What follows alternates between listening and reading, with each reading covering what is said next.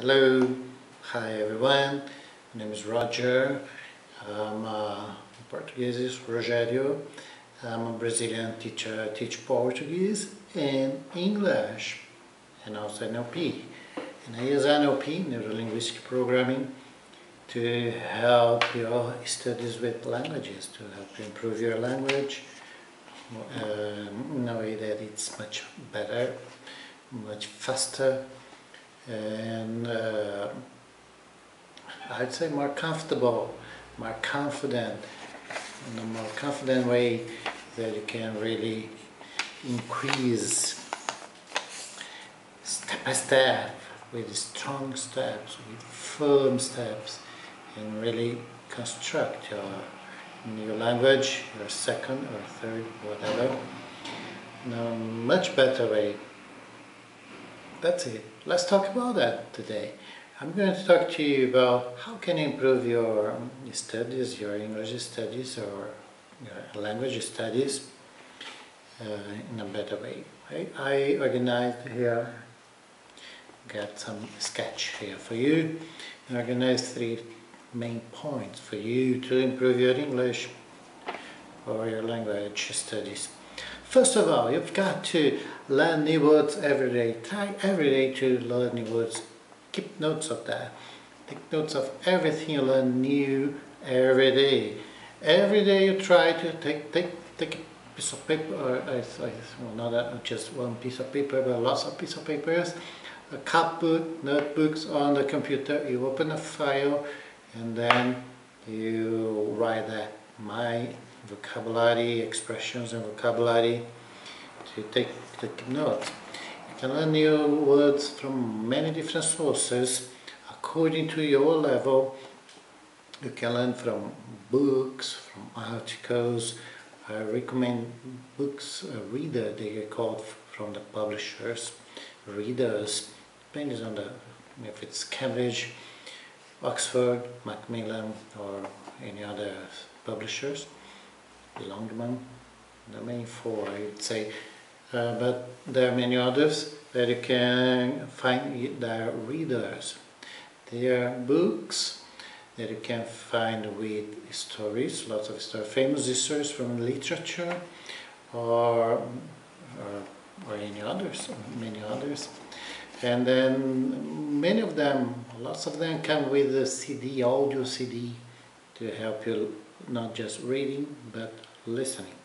These 2 skills are quite important to improve your, from the 4 skills, these 2, listening and reading, are receptive skills which are quite important. Lots of my students say, "Teacher, I study a lot but I cannot talk too well, I don't have the quality of speaking that I wanted, and what's wrong?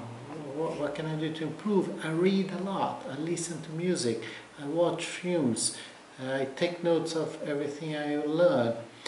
Okay, but you are mainly focused on receiving, reading and listening.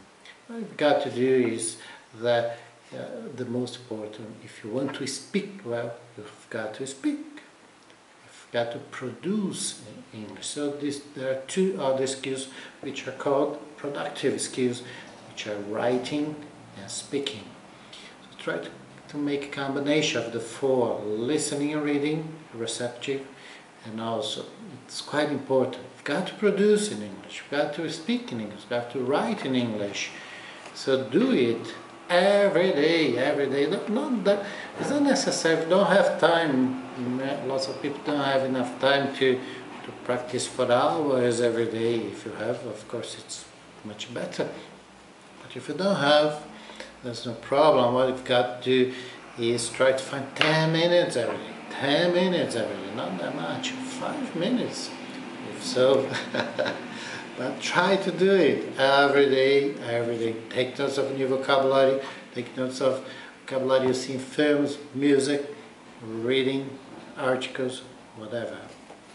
Everywhere you see or listen, take notes and try to, then when you take notes of new vocabulary or new expressions, what you've got to do is to produce, try to speak your real words from your life, from something that sounds real for you, that is part of your work, part of your life. For example, if you love sports, try to make some new words, new sentences with these new words using for sports. For example, if you practice sports, if you like fashion, for example, try to use those vocabularies for fashion or whatever.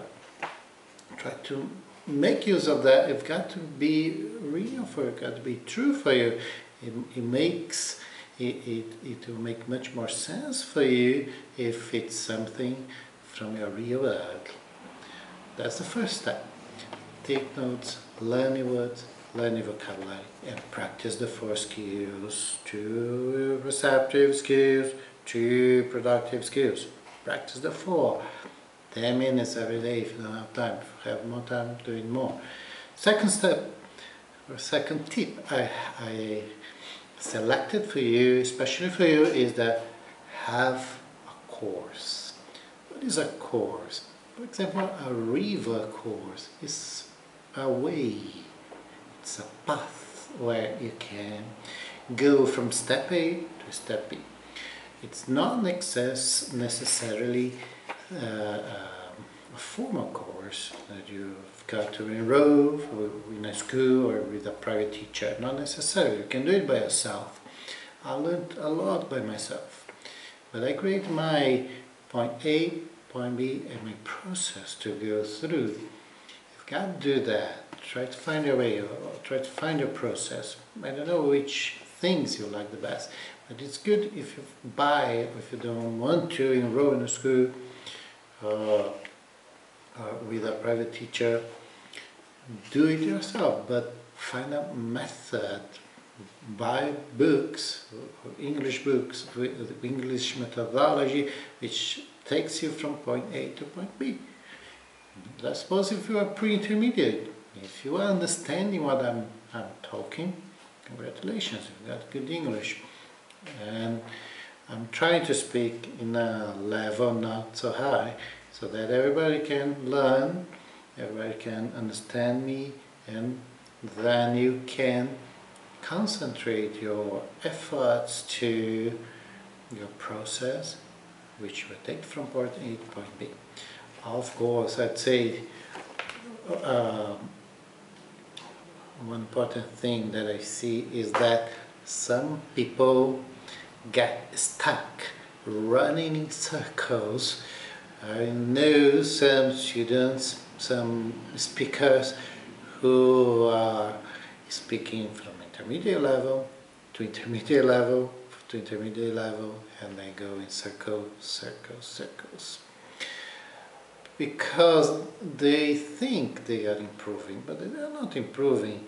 They can say, I'm listening to music, I'm reading, I'm watching films, I'm studying on the net, so it's always looking for something on the some videos, anything new.